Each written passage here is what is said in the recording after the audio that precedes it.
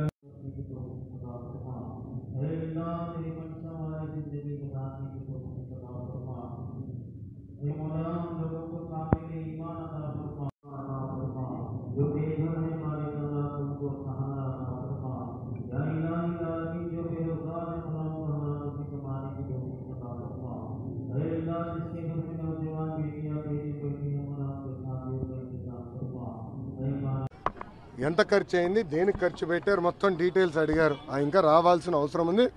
ఇదే కాదు, ఇలా చాలా కట్టినట్టున్నారు. అన్ని వివరాలు వచ్చిన తర్వాత ప్రజల ముందర పెడతాం.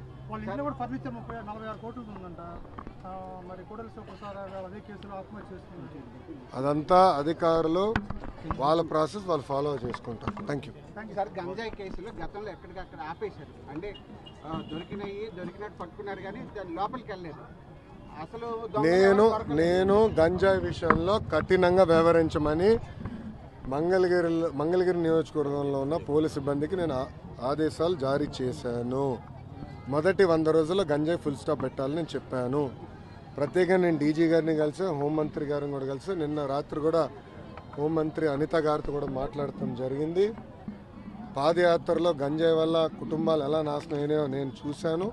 మీరు కఠినంగా వ్యవహరించాలని ఆమెను కోరాను. మేడం గారు కూడా సమీక్ష పెడతాన్నారు, సభ్యుతో రివ్యూ చేస్తా అన్నారు.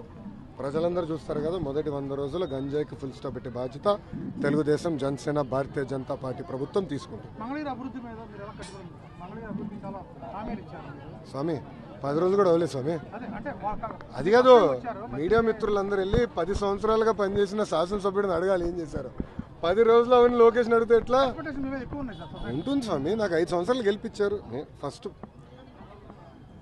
భూములు దశాబ్దాలుగా ప్రజలు నివసిస్తున్న భూముల్ని రెగ్యులరైజ్ చేసి శాశ్వత భూ హక్కు కల్పించాలి. మొదటిగా నేను హామీ ఇచ్చే దానికి కట్టుబడి ఉన్నా.